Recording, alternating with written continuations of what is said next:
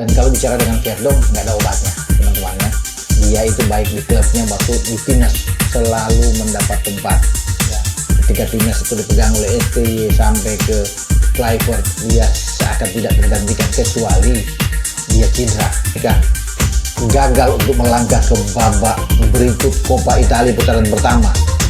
Ya, mereka kalah adu penalti 4-5 dari tamunya Palermo. Pada Palermo ini adalah mantan klubnya Emil Audero sebelumnya, tadi dipinjamkan ke Palermo dan akhirnya dia balik lagi. Kemudian Assalamualaikum warahmatullahi wabarakatuh. Salam olahraga. Bung Robat menginformasikan ke kita di hari kemerdekaan Kelvin Verdong membawa Nijmegen ke puncak klasemen era divisi. Emil Audero gagal membendung mantan klub di Coppa Italia. Coba kita saksikan bersama ya. Assalamualaikum warahmatullahi wabarakatuh.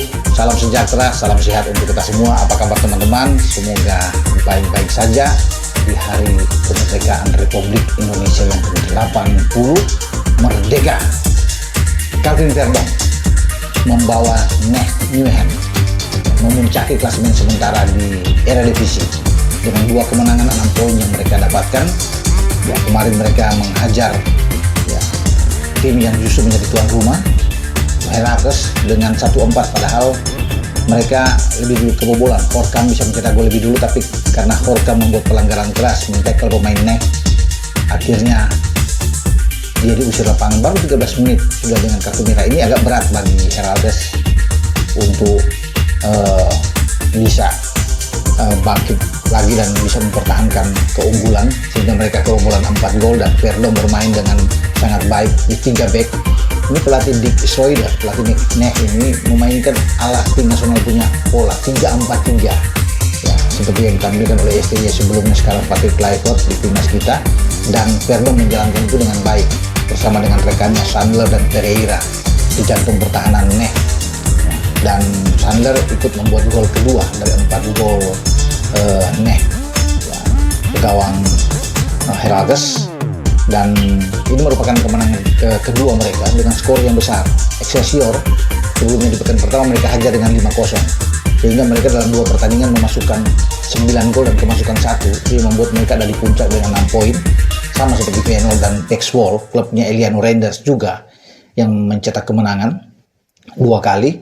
Dan ini kan modal bagus bagi Nijmegen bersama dengan Verdong untuk melihat pertandingan di pekan ketiga. Mereka akan ketemu dengan Nah Breda kalau nggak salah di pekan ketiga dan bermain di kandang mereka. Ya, saya pikir Verdong dan kawan-kawan juga bisa mengambil keuntungan bermain di kandang dan bisa mengalahkan tamunya. Nah, bagi Eliano Reinders, walaupun bermain hanya 29 menit bersama dengan Texwol, tapi pelatih Van der Veek itu memainkan dia terus dalam 2 pertandingan terakhir di 2 pekan pertama di Eredivisie, dan hasilnya bagus. Mereka bisa clean sheet dalam 2 pertandingan. Pertama mengalahkannya klub Mes Hilgers, ya walaupun Mes tidak bermain, FC Twente dengan 1-0. Dia bermain juga dan masuk di babak kedua.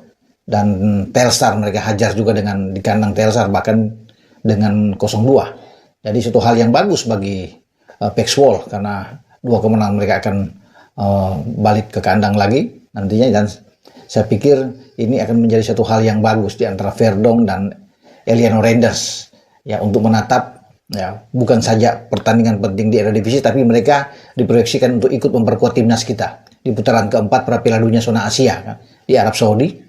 Kita di grup B dengan Arab dan Irak, dan sebelum ke sana mereka berdua pasti dipanggil oleh Patrick Kluivert untuk bisa memperkuat timnas kita ya, untuk pertandingan FIFA Matchday Lebanon dan Kuwait, bermain di Gelora Bung Tomo di Surabaya di bulan September, di antara tanggal 1 sampai tanggal 9 sesuai dengan jadwal di FIFA Matchday. Jadi bagus buat pemain-pemain abroad kita terus berkembang dengan baik, jam bermain yang oke, karena kita tahu bersama di Eredivisie itu ada 6 pemain kita di timnas itu semua ada di sana bermain dan semua siap untuk membela timnas. Jadi oke lah untuk hasil yang mereka dapatkan sejauh ini. Dan kalau bicara dengan Verdong, nggak ada obatnya teman-teman ya. Dia itu baik di klubnya waktu di timnas selalu mendapat tempat ya. Ketika timnas itu dipegang oleh STY sampai ke Kluivert dia seakan tidak tergantikan kecuali dia cedera atau dia misalnya kena akumulasi, tapi selama dia ada baik-baik saja, dia akan mendapat tempat utama di posisi bek kiri. Walaupun kita tahu bersama juga bahwa di bek kiri itu kan sebelumnya ada Pratama Arhan, ada Sain Patinama, bahkan masuk lagi Dean James, tapi tetap Verdonk number one. Ya, ini pemain yang bagus, seakan-akan punya paru-paru berlebihan, lari terus dan bermain dan sangat ngotot bermain, sangat baik walaupun badannya tidak begitu tinggi, tapi dia oke. Makanya Dick Schroeder, pelatih dari NEC itu menaruh harapan besar terhadap Calvin Verdonk. Mau bermain dengan flat 4 back, dia bisa bermain di kiri dengan baik. Ketika dia coba dengan 3 lagi back, dia tampil bagus. Jadi saya pikir ini satu aset yang berharga sekali buat NEC dan juga buat timnas kita tentunya, teman-teman. Oke, dari Eredivisie ya, di pekan kedua kita coba melihat dengan apa yang terjadi dengan penjaga gawang kita Emil Audero. Di kandang mereka sendiri, di Giovanni Zanni, mereka gagal untuk melangkah ke babak berikut Coppa Italia putaran pertama. Ya, mereka kalah adu penalti 4-5 dari tamunya Palermo. Pada Palermo ini adalah mantan klubnya Emil Audero sebelumnya saat dipinjamkan ke Palermo, dan akhirnya dia balik lagi. Kemudian dia ada di Cremonese. Ya, Palermo kita tahu bersama di Serie B, dan bagi Emil ini ada rasa penasaran ya, bahwa dia ditugaskan untuk menjadi penjaga gawang utama, tapi akhirnya gagal. Hasil pertandingan 0-0 selama 90 menit itu, dan akhirnya pertandingan yang harus dilalui dengan adu penalti ini diharapkan Emil bisa berbuat banyak, tapi ada 5 gol bersarang di gawang Cremonese dan Emil tidak mampu menahan itu. Memang ada upaya terakhir yang dilakukan oleh Emil untuk bisa menahan Pietro Cecorini, ya penembak kelima dari Palermo, tapi dia gagal untuk membendung tembakan Pietro. Sementara bagi Palermo, penjaga gawang mereka Francesco Bardi berhasil untuk menahan penendang kelima dari Cremonese, yaitu Dennis Johnson. Itu yang membuat Palermo bisa menang dan bersorak gembira, tentu sukacita di markasnya Cremonese karena mereka bisa melaju sampai ke putaran kedua. Oke, ya, bagi Emil, mereka sudah harus cepat-cepat melupakan hasil di Coppa ini karena mereka harus fokus untuk pertandingan pekan pertama di Serie A yang akan dimulai nantinya. Yang pada pekan depan tanggal 24 kalau nggak salah itu mereka dijadwalkan ketemu dengan tim yang tidak main-main. Ya, ini AC Milan. Mereka harus ke San Siro dan pasti Emil akan dibuat jatuh bangun di sana oleh Rafael Leo dan kawan-kawan. Ya, karena Milan bermain di kandang sangat garang tentunya, dan Cremonese akan dijadikan santapan pertama mereka di pembukaan Serie A. Nah, makanya pertahanan bagi Cremonese, tentunya bagi penjaga gawang Emil Audero yang dipercayakan untuk bisa mengawal ini, itu harus ekstra hati-hati, waspada, dan pasti akan digempur habis oleh anak-anak Milan sepanjang laga berlangsung. Ya, pada saat bersamaan juga kapten kita Jay Ices itu pada hari Sabtu tanggal 23 Agustus akan tampil pertama kali melawan Napoli, juara bertahan Serie A, juga tim yang kuat. Ya, dan Jai pasti akan, kemarin dia tidak bermain melawan Catanzaro di putaran pertama, ya Coppa Italia. Sassuolo menang, ya, berbeda dengan Cremonese yang gagal, tapi Sassuolo menang, walaupun hanya dengan sebiji gol mereka merangkak ke babak selanjutnya, tapi lawan Napoli.